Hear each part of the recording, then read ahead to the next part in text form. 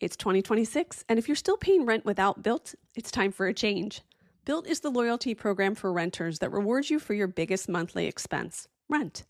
With Built, every rent payment earns you points that can be used toward flights, hotels, Lyft rides, Amazon.com purchases, and so much more. And here's something I'm really excited about. Now Built members can earn points on mortgage payments for the first time. That means you can get rewarded wherever you live and unlock exclusive benefits from more than 45,000 restaurants, fitness studios, pharmacies, and other neighborhood partners. Personally, I'd redeem my points for gift cards. You have no idea how many birthday parties my kids go to. It's simple. Paying rent is better with Built. And now owning a home can be better with Built too. Earn rewards and get something back wherever you live. Join the loyalty program for renters at joinbuilt.com/Kate Casey. That's joinbilt.com/Kate Casey. And make sure to use our URL so they know that we sent you.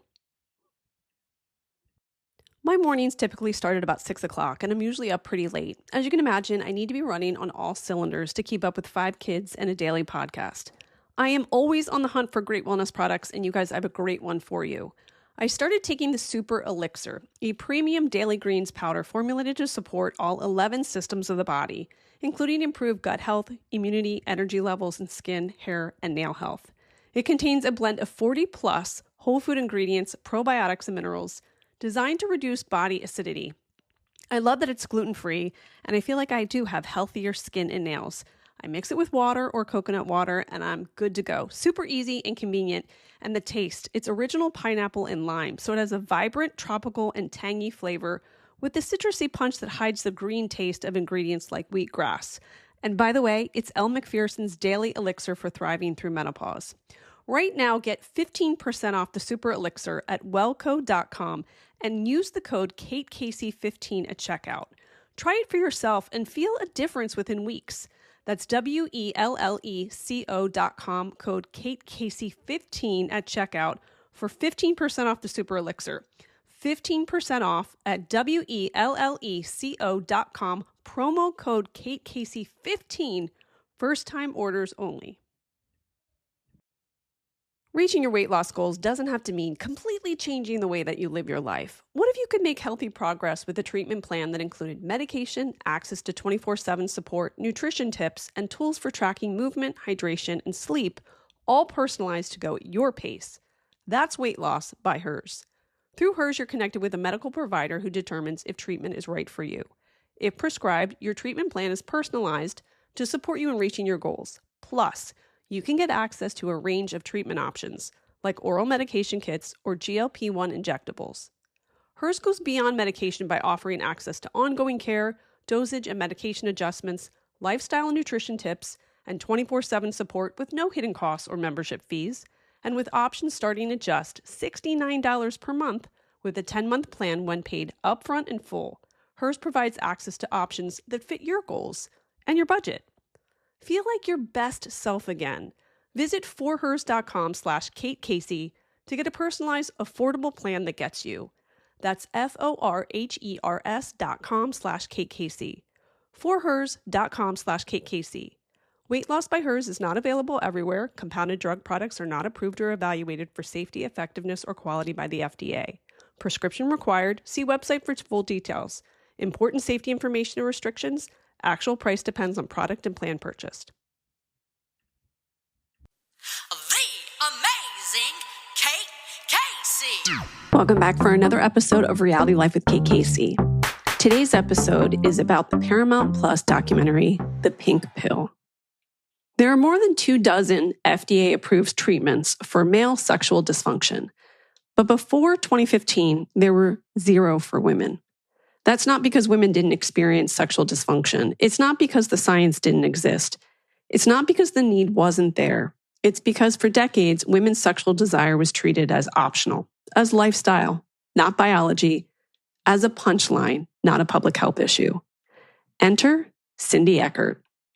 She didn't come to this fight accidentally. Raised overseas while her father served as the U.S. ambassador to Fiji, she grew up understanding diplomacy, power, and how institutions work. She started her career at Merck, moved through specialty pharmaceutical companies, built and sold Slate Pharmaceuticals, a company focused on men's sexual health, and watched firsthand how quickly the system moved when male desire was on the line. Viagra was approved in 6 months. But when Cindy set out to bring Addyi, a non-hormonal daily pill that works in the brain to treat hypoactive sexual desire disorder in premenopausal women, to the market, the tone shifted. The questions shifted and the scrutiny intensified. The FDA rejected the drug twice, not simply over safety or efficacy, which every drug must prove, but amid a cultural undercurrent that asked whether women could be trusted to make good choices about their own sexual health.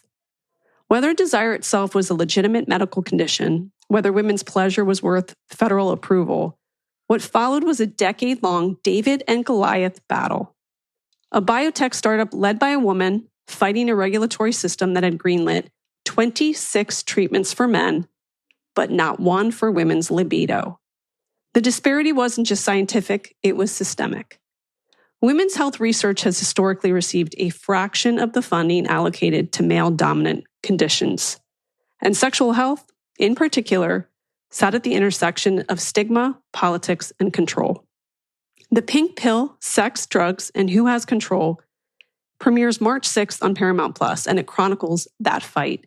It's not just about a pill, it's about power, about who gets funded, who gets believed, who gets treated, and who decides what's medically necessary.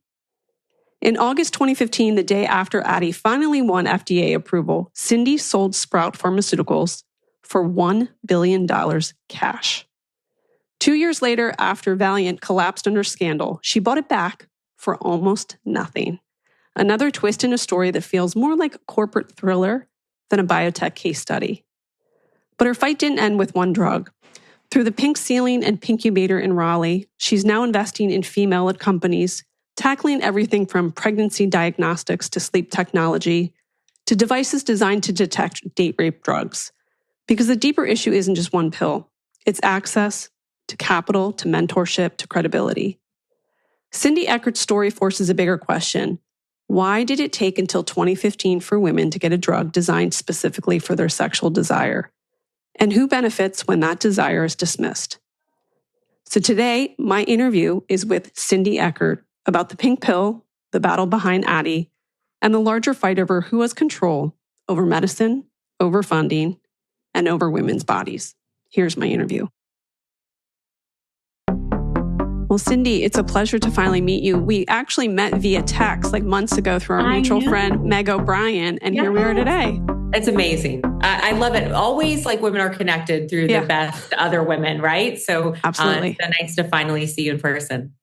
Well, it actually worked out really well because there's this fantastic new documentary, and I think everyone is going to enjoy seeing your entire story play out. I wanted to ask you about your earlier life. Yeah. So you moved around quite a bit. Your father was an ambassador. He was. Would you have looked at yourself as your younger self as a rule follower or a rule breaker? You know, I don't think I knew what the rules were, Kate. Like I moved every year from my fourth grade through my senior year of high school. So like the freedom of that was like, I was never assigned like that identity that we so often get in middle school and high school. Like you're a jock, you're a geek, you're a this.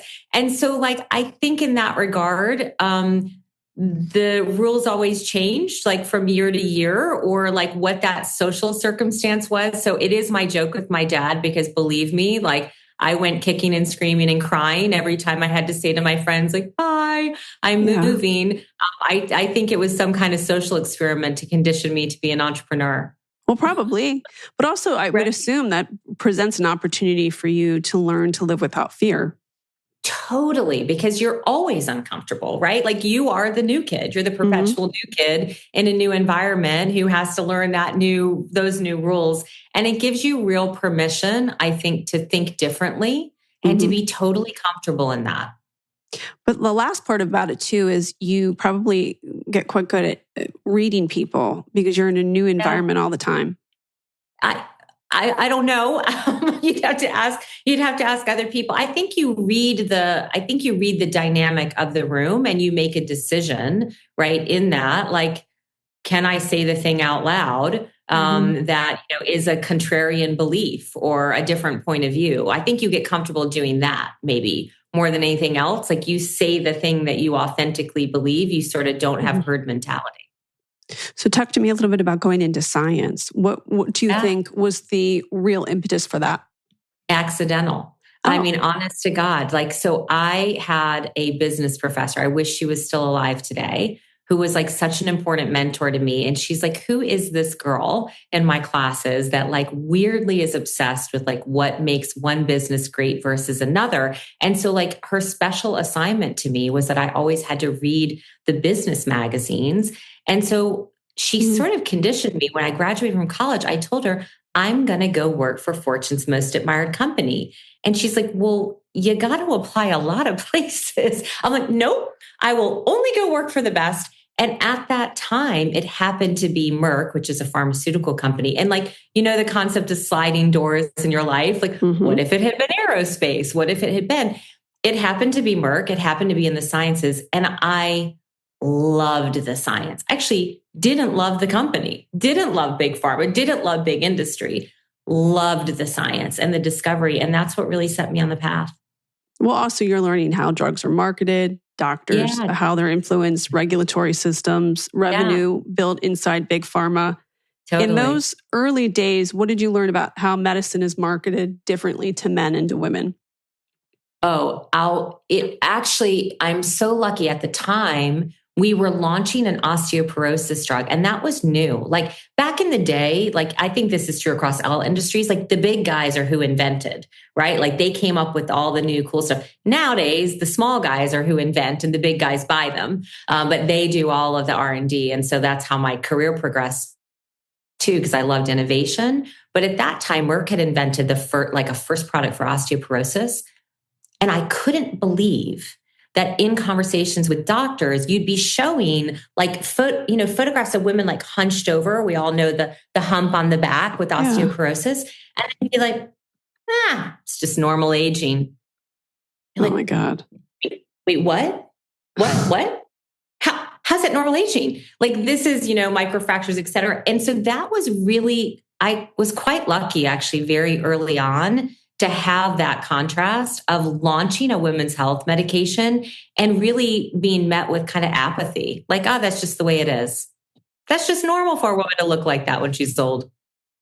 What did you learn most in that period of time about structural bias and economic risk perception about women's pleasure or women's health versus men's? I probably wasn't there yet on women's pleasure. I think I recognized the distinction that we can sort of brush off a biological issue for women as just a normal part of aging in a way that we don't do for men. So the probably beginning of understanding there was that we believe that everything for women is just emotional and the way that it is. And we believe that everything for men is biological and we should solve that. But really the pleasure woke up in me in a massive way when I ran my own sexual health company for men.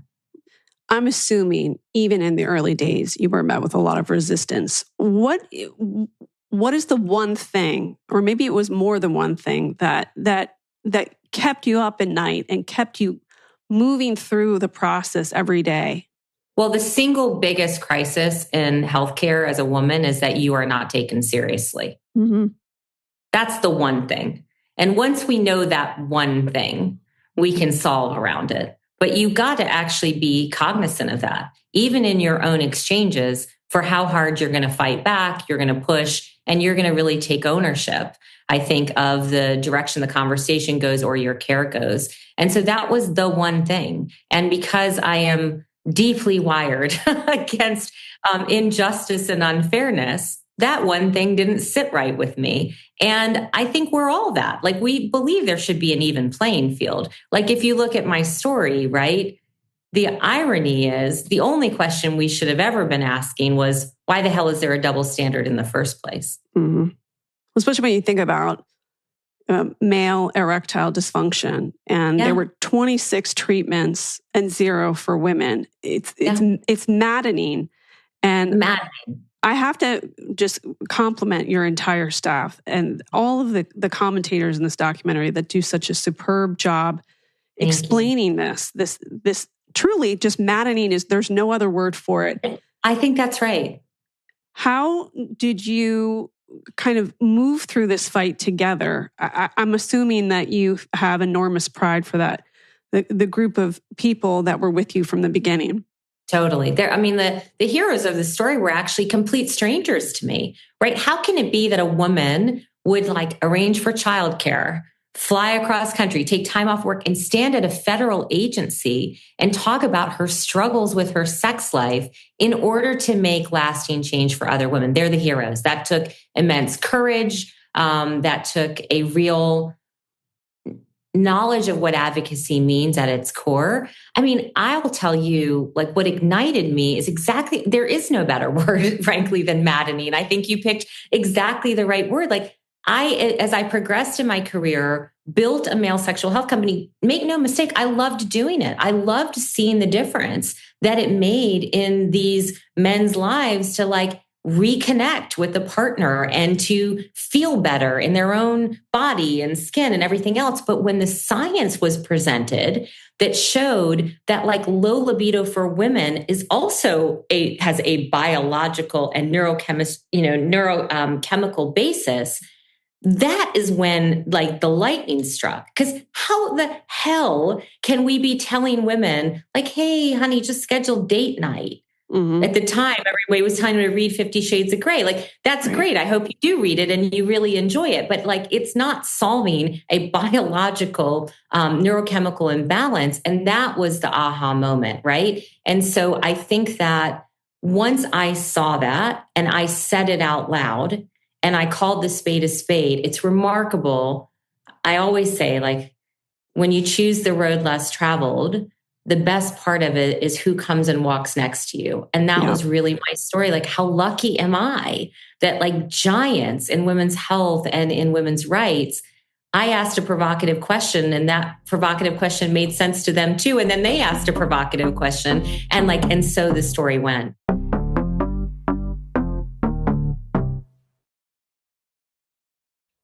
Was January supposed to be your big fresh start? Well, sometimes the pressure to fix everything all at once can make you feel stuck.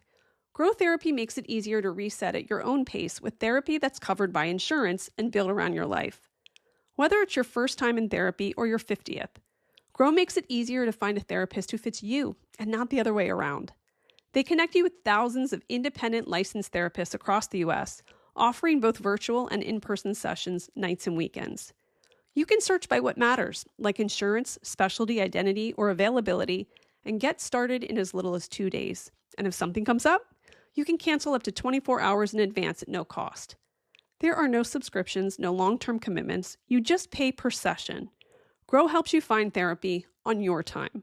Whatever challenges that you're facing, Grow Therapy is here to help. Grow accepts over 100 insurance plans, including Medicaid in some states. Sessions average about $21 with insurance, and some pay as little as $0, depending on their plan. Therapy is the best gift you can give yourself because it's an investment in understanding, healing, and becoming the healthiest version of you. Visit growtherapy.com/Kate Casey today to get started. That's growtherapy.com/Kate Casey. growtherapy.com/Kate Casey. Availability and coverage vary by state and insurance plan. Every year I tell myself, I'm going to get better about meal planning, and every year life gets busy and it falls apart. What finally clicked for me is realizing that meals don't have to look one specific way. They just have to fit your life. That's what Marley Spoon does really well. What I love is that Marley Spoon actually adapts with you. Some nights you cook, some nights you heat, some nights you just need dinner done fast. They've got options for all of it so that meals fit your schedule and not the other way around. And here's what I love. They give you over 100 recipes to choose from each week. We're talking comforting classics to fresh, balanced dishes. Marley Spoon has tons of options in their marketplace, from meal shortcuts and drinks to fresh groceries that you can add on every week. And you can find these in every weekly menu. And you've got a few extra minutes. You've got some great 20-minute options too. And my personal favorite hack, the tray-baked dinners. Literally throw everything on one tray and boom, you're done. And they even include the tray. My favorite recent meal from Marley Spoon was the honey lemon chicken, but my kids also love the citrus kale salad with poached salmon. So this new year, fast track your way to eating well with Marley Spoon.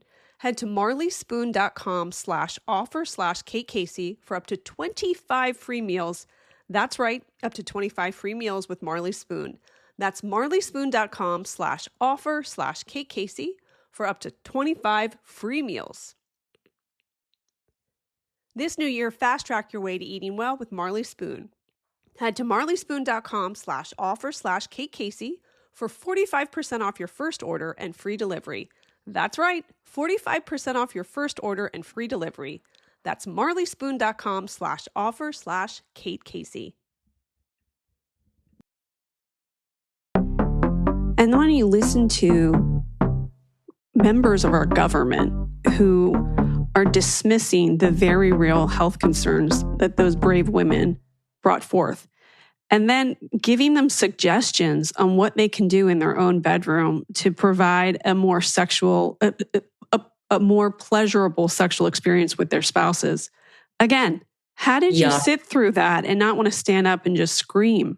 Oh, I wanted to stand up and scream. Make no mistake. I think it fueled me, right? Like every time in the room, I can remember and listen, we were bringing the best experts in the world in female sexual health, into the room to help answer all of the questions scientifically. And it was actually I almost experienced it through their eyes because I would be sitting in the room full well knowing the bias. I'd bring them in, they're a scientist, they are just presenting the data. And something like that would be said to them. And I can remember one time when it was said to one of these experts, yeah, but aren't these women going to wake up and get in accidents in their minivans? And I felt her she was about to leap across the table. You feel that. And your mom, when you were in back in the days without seatbelts, she'd put her arm out so that you wouldn't go forward when the car came to a stop. I can remember putting my arm out across her, just stay in your seat. I know you're pissed, but this is what we need to hear because this is the intrinsic bias that we're up against. They may not even be conscious of how deep that runs in them to have just said that. But this is what we're up against and this is what we're going to have to overcome. And yeah, I wanted the one moment, it actually was a woman. So at these meetings, the public gets to take the microphone and a woman came in and you watched women very tearfully tell their struggle with, by the way, a medical condition we've known about since 1977. So it's a well understood medical condition. And they were talking about how this affected their life. And then a woman took the mic and she told them, I have a suggestion for you. Get a better shower head. Oh my God. And it was you could have heard a pin drop. It was appalling. In the room, it was appalling because women had just tearfully, bravely shared their struggle. And then somebody else got up and they mocked them. And they basically said, you're an idiot. Try harder. Do it differently. And that's almost, as a human being, I think unbearable to watch. And I think that's one of the things in this documentary. I hadn't seen this. The independent filmmakers who decided to do this went back and found all this archival footage that I haven't seen in 10 plus years. And in the minute I saw it, it was a visceral reaction because I was transported right back into that room with people saying those things. And it wasn't that long ago. Mm-hmm. Well, I kept thinking too, that person has probably felt so much shame about sexuality, pleasure, and they're projecting those beliefs, those values onto other people. And how unfortunate because, again, those women that came forward and were brave enough to talk about such intimacy, issues of intimacy with strangers, with cameras around. It was so upsetting. It's upsetting. It really is. I think same thing. What about the woman who said it? What's the battle scar to her having said it out loud and been mocked?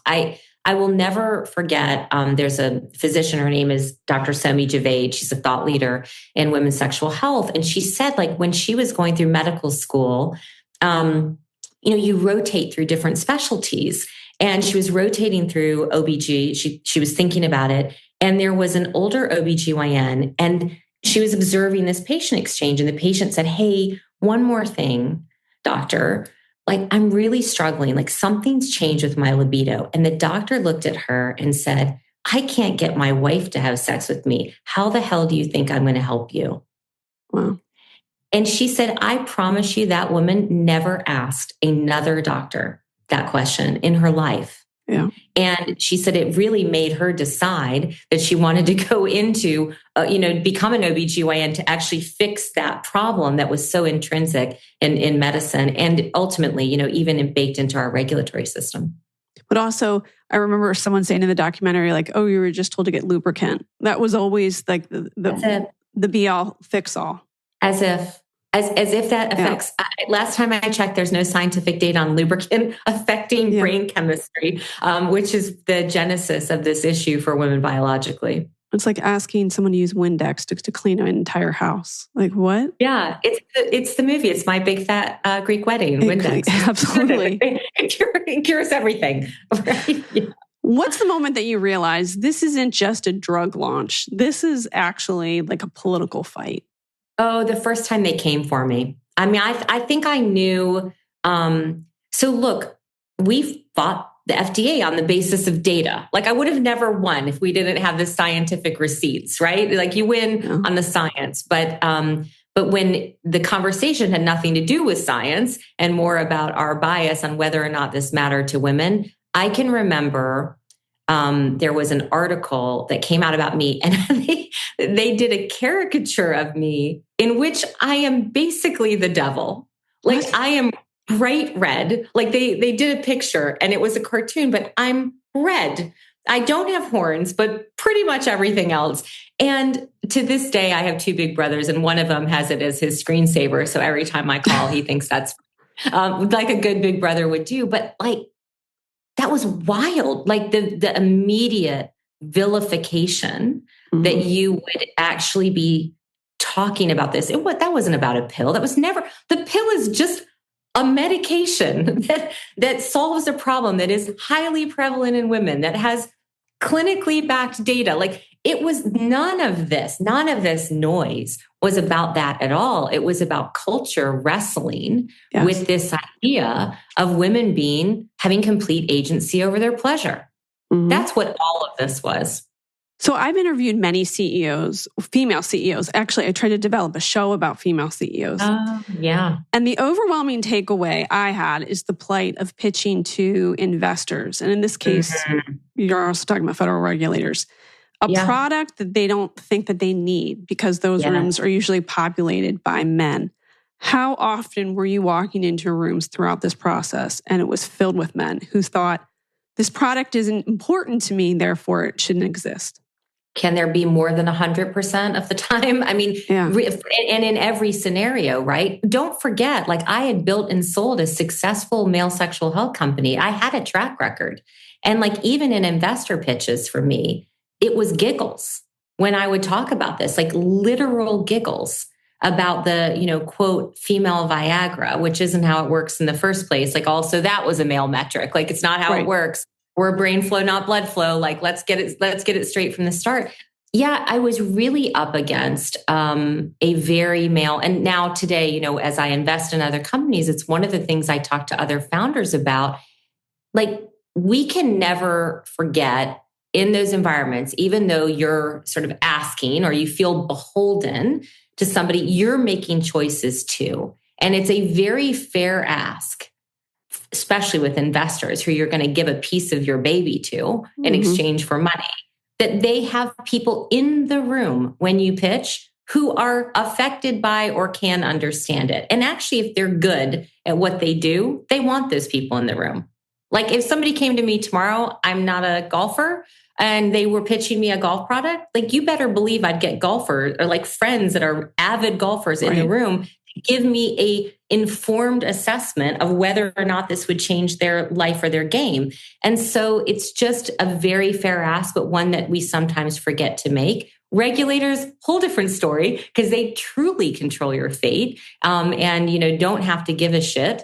But I think the forcing of the hand of FDA with their own mandate was, who the hell hell is the center of the conversation, if not the patients that are affected by it? Actually, that is in the FDA's own mandate. We pay for them with taxpayer dollars. And actually, when they're solving, solutions for new diseases, the center of the conversation is supposed to be the patient. And that's where this changed, right? That's the rooms you see in this movie where still bias was showing up, but like the patients affected were finally getting their time at the mic. So where does the company stand now in terms of access to the product?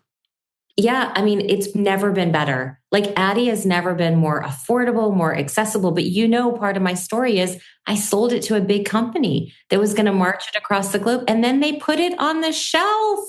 They never launched it. And can you imagine, like I sat in genuine depression. Yeah. That all the women who came and fought for this couldn't even get it. Like yet again, gatekeeping was happening, right? Like it just was happening in a new form.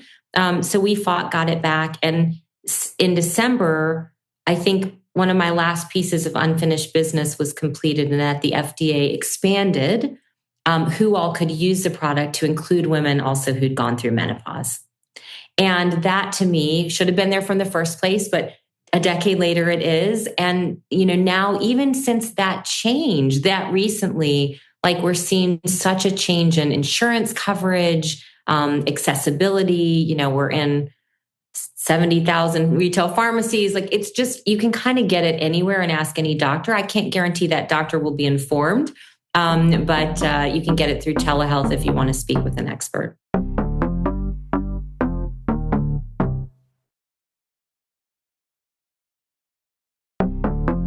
After this deal was done, what was the emotion that surprised you most? Because I want people to understand that being a CEO it's not a straight road. I mean, there are so many ebbs and flows. It can take decades, but there's a person and a personal life behind all of it. So once the deal is finished, what was the emotion that surprised you the most? I think it took me forever to honestly even process it. It was such a fight. It literally was, I wear pink all the time and people are like, what's the pink about? Like pink's your signature color. I'm like, pink's my battle armor. Like I suited up, right? Mm-hmm. I suited up to go into battle against like what felt like insurmountable odds.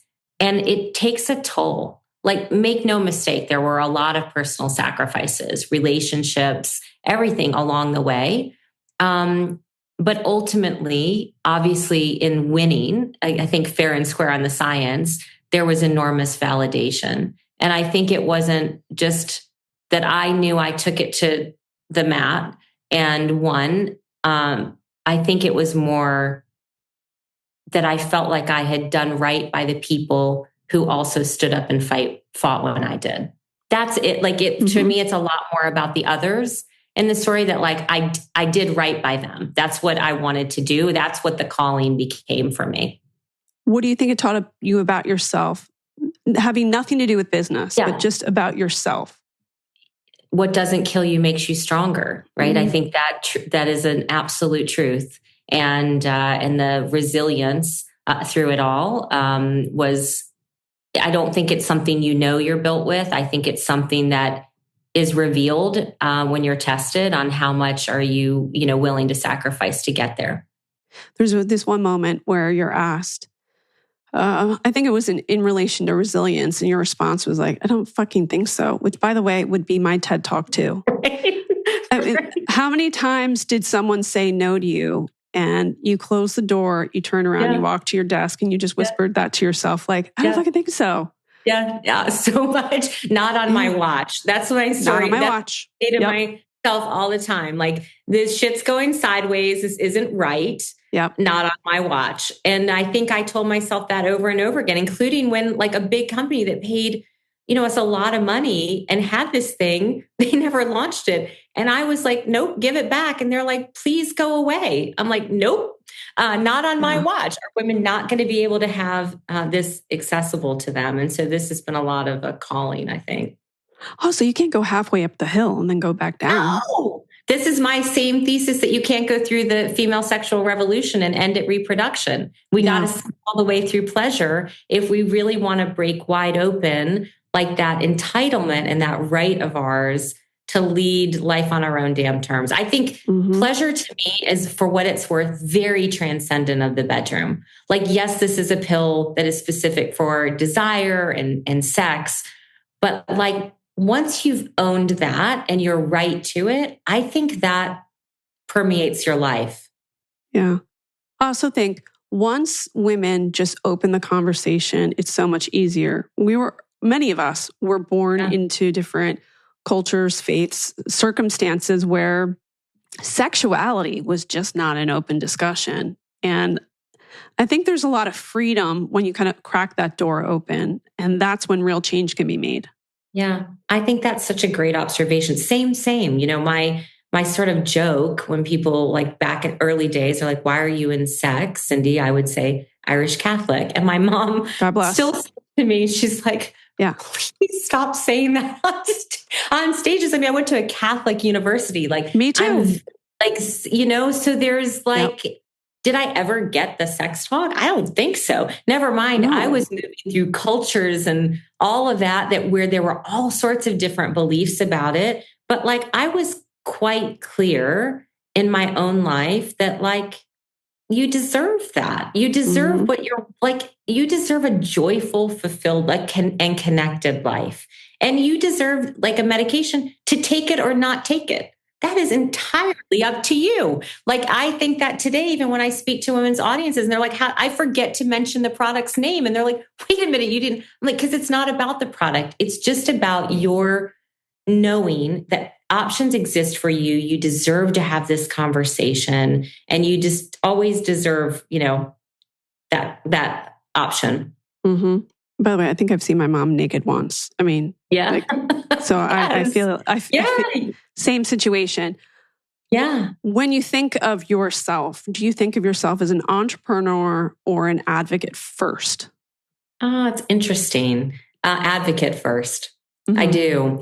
I don't think that would have been true when I built the mail company. Like, that was to me, that was a proving I could do it from scratch, right? That was the builder, the entrepreneur. How do I do that? But really, this journey with Addyi has flipped that. And even success, I think, is differently defined for me today. Like, the wanting to. There's some moment I feel like it switches, maybe for all of us in our life, where you switch from prove it, like what you're proving, to what you're impacting. Well said. Well, I have tremendous gratitude for what you and your team have done. And I really admire your tenacity and your resilience, and how hard you have worked to help women. Thank you. I hope that you enjoy all of the attention that comes with this documentary, which is not only so informative, it's really just a wake-up call, I think, to all women to stand up and to be advocates also for our own daughters. I'm a mother of 4 daughters. And I think in watching it, I'm all the more certain that my daughters deserve to have all of the information, the resources, and the freedom to make the choices that's best for them. Yes. Oh, thank you for that, Kate. That is overwhelming to me. The documentary is a bit overwhelming to me. I was very unhappy, if I'm being really honest, that it was being made, because I couldn't go back and relive it. And, it's somebody telling your story without any control. So it gives you, an anxiety. But when I got to see it, and by the way, the filmmakers are remarkable, and the director is award-winning, and she's fantastic. So it's no reflection on them. I think it was just me, the pain of going to the past. But I do think watching it, it breaks a future wide open, where I hope exactly what you said happens, that women watch it, and whatever they're struggling with, they just feel entitled to push back and have all the options available to them, and to be taken seriously in whatever that conversation or struggle is. And also much gratitude for female scientists. especially the ones that work in women's health. Same. My favorite.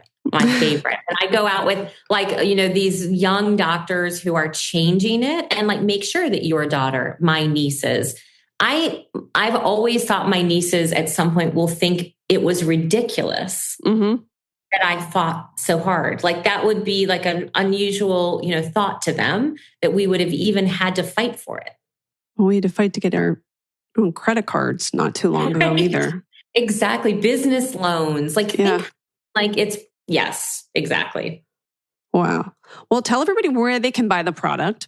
Then I want you to tell everybody about your fund too, because I think this is spectacular too. Thank you. So the product is called Addyi. I named it after Addison on Grey's Anatomy because I thought she was a badass, and live it on your own terms. It's spelled Addyi, and you can go through telehealth at addyi.com or ask any of your doctors.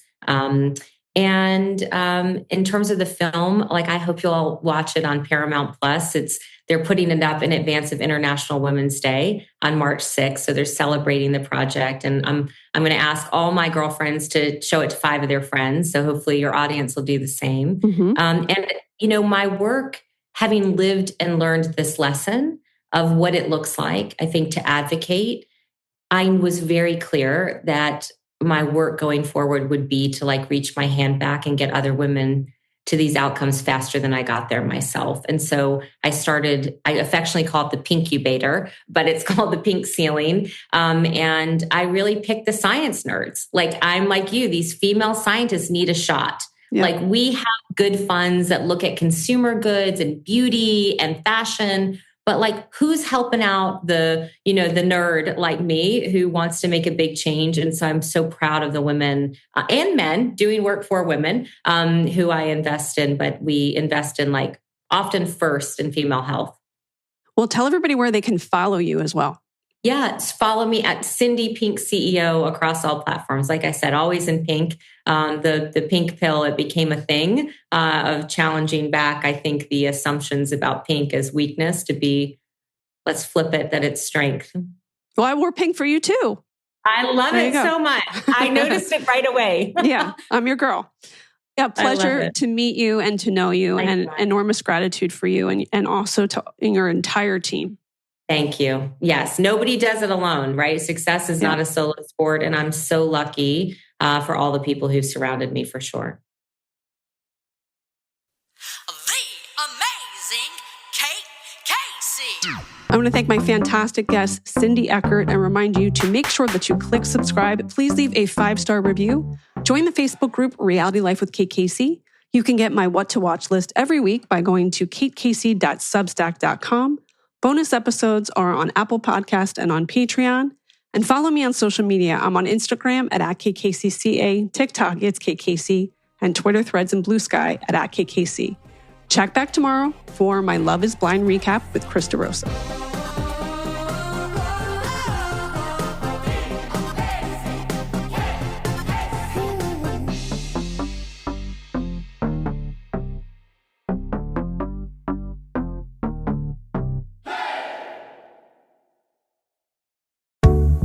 Ready to buy a car, a home, or just want to take control of your money? Your FICO score matters, and 90% of top lenders use it to make decisions. Check your FICO score for free today without hurting your credit score. Visit myfico.com/free or download the MyFICO app today. MyFICO gives you the score lenders use most, plus credit reports and real-time alerts to help keep you on top of your credit. Visit myfico.com/free and take the mystery out of your FICO score.